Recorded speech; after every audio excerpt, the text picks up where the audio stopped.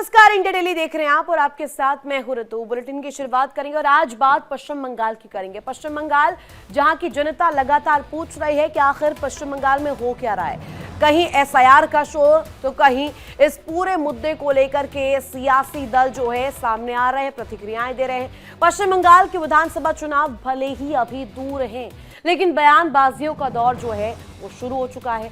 बयानबाजी और चुनावी रण अभी से ही तैयार होने लगा है, सेट होने लगा है पारा। और ऐसे में बीजेपी और टीएमसी ने अपने अपने तर्कश में मुद्दों के जो तीर है वो तैयार कर लिए हैं। इनमें घुसपैठियों से लेकर बंगाली अस्मिता तक के मुद्दे शामिल हैं।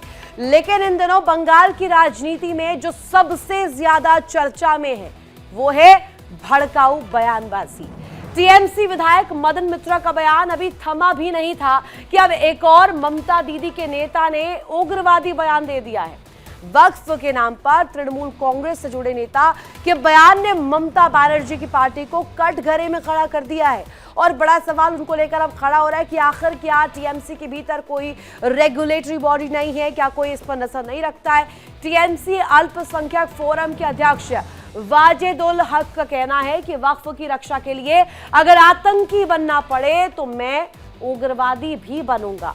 अब उनका ये जो बयान है सीधे तौर पर उकसावे वाली और खतरनाक मानसिकता को दर्शाते हुए नजर आता है। अब चलिए डिटेल्स अब आपके सामने रखेंगे कि ममता बनर्जी के जो ये नेता है वो क्यों आखिर ऐसा कह रहे हैं कि वो आतंकवादी बनेंगे और क्यों इसके पीछे जो है अब चर्चाओं का बाजार तेज हो चुका है। ममता का नेता बनेगा आतंकी, कोट अनकोट, यानी कि आतंकी बनने की जो ये मिसाल यहाँ पर इस नेता ने पेश की है उसकी वजह क्या है आप बता देते हैं आपको। एक बार फिर से टीएमसी नेता का भड़काऊ बयान सामने आया है जिसमें सीधे तौर पर कहते हुए नजर आए कि यदि वक्फ को इसी तरीके से कटघरे में खड़ा किया जाएगा तो वो आतंकी बनना पसंद करेंगे, उग्रवादी बनना पसंद करेंगे।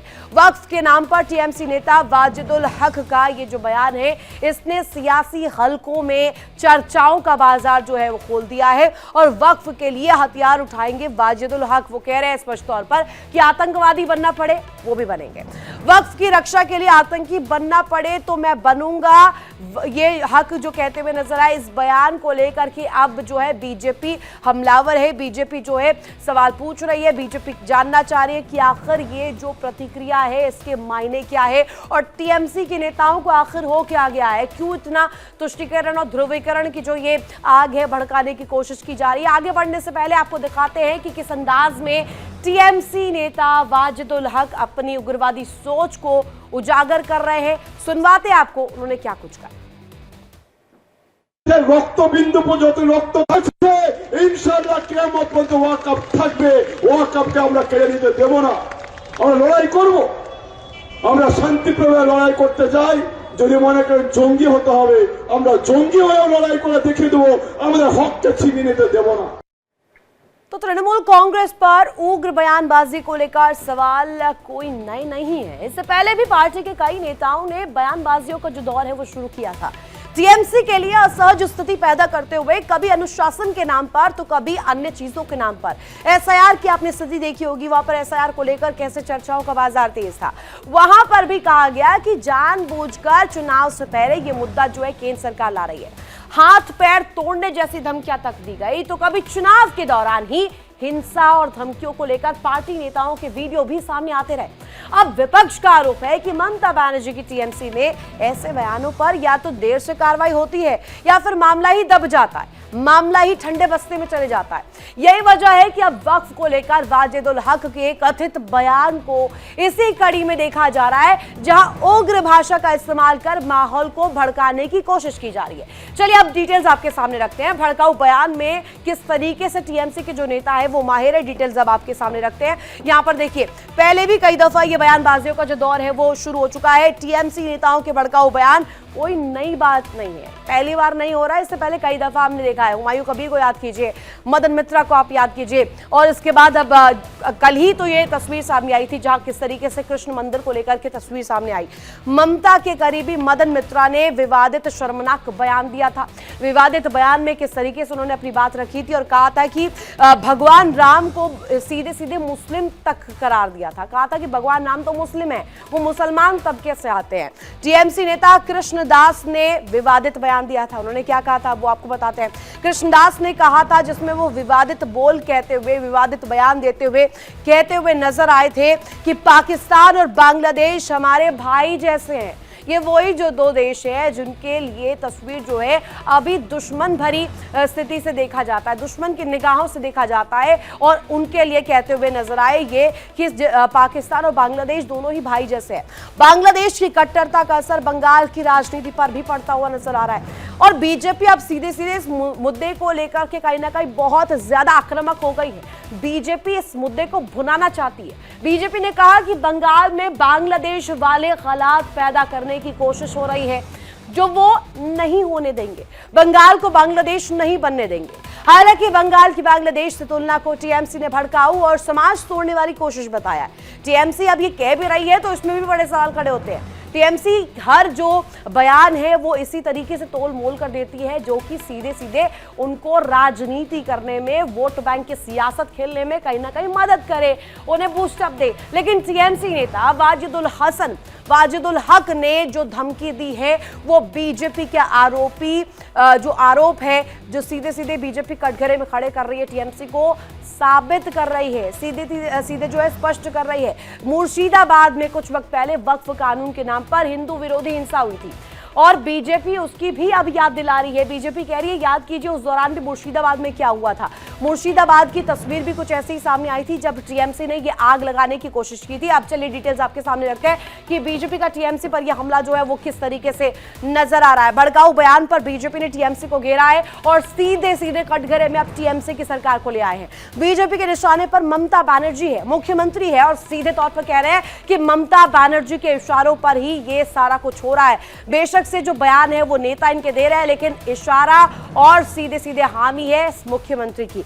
बंगाल की राजनीति पर बांग्लादेश का असर पड़ रहा है, लेकिन बंगाल को कभी बांग्लादेश नहीं बनने दिया जाएगा। बांग्लादेश जैसे हालात पैदा करने की कोशिश की जा रही है, जैसे हमने देखा बांग्लादेश में हिंदुओं को टारगेट किया जा रहा है, बंगाल में भी प्रयास कोशिश यही है। बंगाल को बांग्लादेश नहीं बनने दिया जाएगा। सीधे सीधे बीजेपी ने यह कहा है, स्पष्ट किया है, केंद्र सरकार की जो नीति है, नियत है, वो इस ओर काम कर रही है। घुसपैठ को लेकर के जो तस्वीर है वो कहीं ना कहीं पेश हो रही है, और सवाल ये कि क्या ममता बनर्जी की पार्टी ऐसे बयानों से खुद को अलग मानती है, या फिर मौन समर्थन देकर इसे वैध ठहराने की भी कोशिश कर रही है। विपक्ष का आरोप है कि टीएमसी सत्ता की राजनीति में तुष्टीकरण की हदें पार कर चुकी है, और इसी वजह से उसके नेताओं की जुबान पर इस तरह के शब्द आ रहे हैं। और सबसे बड़ा सवाल ये कि कानून व्यवस्था और लोकतांत्रिक मूल्यों का क्या, उस पर क्या अब क्यों चुप्पी साधे हुए ममता बनर्जी है। एक सत्ताधारी दल से जुड़े नेता की ओर से आतंकी और उग्रवादी जैसे शब्दों का इस्तेमाल न सिर्फ संविधान का अपमान है, बल्कि सामाजिक सौहार्द के लिए भी बेहद खतरनाक है, गंभीर खतरा बन सकता है। विपक्ष जो लगातार जो है सवाल कर रहा है, विपक्ष टीएमसी से साफ जवाब मांग रहा है। क्या पार्टी इस बयान का समर्थन करती है, या सिर्फ वोट बैंक की राजनीति के चलते चुप्पी साधे हुए, मौन साधे हुए।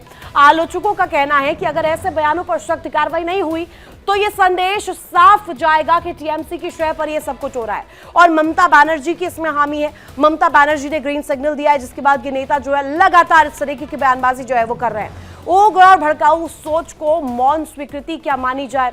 ऐसे में इंडिया डेली भी टीएमसी से सवाल पूछ रहा है। इंडिया डेली के ज्वलंत सवाल अब आपके सामने रख देते हैं। वो ज्वलंत सवाल क्या है, जिसमें बंगाल को लेकर के अब सवाल खड़े किए जा रहे हैं। सबसे पहला सवाल दर्शकों ये कि देखिए, क्या ममता ऐसे बयानों से खुद को अलग मानती है। इंडिया डेली इस सवाल को पुरजोर तरीके से टीएमसी सरकार से भी पूछ रहा है, और ममता बनर्जी जो मुख्यमंत्री है पश्चिम बंगाल की, उनसे भी पूछ रहा है। अब वही देखिए, दूसरा बड़ा सवाल ये कि क्या मौन समर्थन देकर वैध ठहराने की कोशिश की जा रही है। चुप्पी साधे हुए हैं ममता बनर्जी, कुछ नहीं कह रही है, कोई पोस्ट अब नहीं सामने आया है, एक्स पर कुछ नहीं पोस्ट किया है, यानी कि अब सीधे सीधे ये मौन समर्थन क्या वो दे रही हैं। और तीसरा बड़ा सवाल अब आप रखिए जरा, क्या टीएमसी राजनीति में तुष्टीकरण की हदें पार कर रही हैं? तुष्टीकरण की राजनीति इस कदर कि वोट बैंक के मद्देनजर सब कुछ जायज है, चाहे वो आतंकी को लेकर शब्द हो, उग्रवादी को लेकर शब्द हो। वो आतंकी उग्रवादी जैसे शब्दों का इस्तेमाल क्या सही है? ये भी अहम सवाल है। क्या ये नेता के जो बोल है, टीएमसी सरकार में जो नेता है वो अगर इन शब्दों का इस्तेमाल करते हैं तो इस पर प्रतिबंध नहीं होना चाहिए था? और इससे पहले क्या सोचा नहीं जाना चाहिए? नेता इस तरीके की बयानबाजी करेंगे तो आने वाले समय में जब चुनाव होगा, जनता जब पूछेगी, सवाल करेगी, वोट देने के लिए जब निकलेगी, तो क्या इन शब्दों को दिमाग में रखकर वोट डालेगी? और क्या ये संविधान का अपमान नहीं है? क्या संविधान को तार तार नहीं किया जा रहा इन शब्दों के इस्तेमाल से? और इंडिया डेली के जो ये सवाल है, ये अपने आप में दिखाते हैं कि ममता सरकार अब चारों तरफ से घिर चुकी है। और अब ये सवाल देखिए, क्या ऐसे बयानों पर सख्त कार्रवाई होनी चाहिए? सख्त कार्रवाई इस मद्देनजर से कि यहां पर ममता बनर्जी इसको लेकर के कुछ रुख साफ रखे। टीएमसी पर पहले भी राजनीतिक हिंसा, तुष्टीकरण और बयानबाजी की राजनीति के आरोप लगते रहे हैं। पंचायत चुनाव से लेकर विधानसभा चुनाव तक हिंसा के मामलों ने पार्टी की छवि को लेकर बड़े और गहरे सवाल खड़े किए हैं। अब ऐसे में अगर पार्टी से जुड़े नेता आतंकी या उग्रवादी जैसे शब्दों का इस्तेमाल करते हैं तो शीर्ष नेतृत्व की ओर से कोई सख्त और स्पष्ट संदेश क्यों नहीं आता? एक्स पर पोस्ट क्यों नहीं होते? और ममता बनर्जी यहाँ पर सोशल मीडिया का इस्तेमाल क्यों नहीं कर रही है? आप इस बार क्यों नहीं कह रही है वहां पर आकर कि ये बयान जो है गलत है, और उनको लेकर अनुशासनात्मक कार्रवाई क्यों नहीं की जा रही है? इससे पहले जब हुमायूं कबीर ने बाबरी मस्जिद को लेकर राग अलापा था, उस दौरान तो सीधी सीधी निकाल दिया गया था, पार्टी से बर्खास्त कर दिया गया था, पार्टी से बाहर का रास्ता दिखा दिया गया था। लेकिन इसके बाद मदन मित्रा हो या कृष्ण मंदिर को लेकर के बयान देने वाले व्यक्ति की बात हो, और अब यहाँ पर आतंकी उग्रवादी जैसे बयानों का इस्तेमाल करते हुए जो ये वाजिदुल हक है, इनको लेकर के क्यों चुप्पी साधे हुए हैं? चुप्पी भी सवालों के घेरे में बांटती जा रही है। विपक्ष का सीधा आरोप है, यानी विपक्ष में कौन है? बीजेपी। पश्चिम बंगाल में विपक्ष ये सवाल कर रहा है कि टीएमसी बार बार विवादित बयानों से दूरी बनाने के बजाय उन्हें राजनीतिक फायदे के लिए क्या नजरअंदाज करती है, इग्नोर करती है? ये बड़ा सवाल है दर्शकों, और इसी को लेकर क्या पूछा जा रहा है कि क्या ममता के नेता अब आतंकी बनने जा रहे हैं? डिटेल्स अब आपके सामने रखेंगे। एक बार फिर से देखिए, वक्फ के नाम पर टीएमसी नेता वाजिदुल हक जो है बयान देते हुए नजर आ रहे हैं। साथ ही साथ जो डिटेल्स हमने आपके सामने रखी, जहां पर किस तरीके से चुनाव अभी दूर है, चुनाव अभी नजदीक नहीं है, डेट्स का भी ऐलान नहीं हुआ, लेकिन इसके बावजूद भी ये बयानबाजियों का दौर क्या कह रहा है?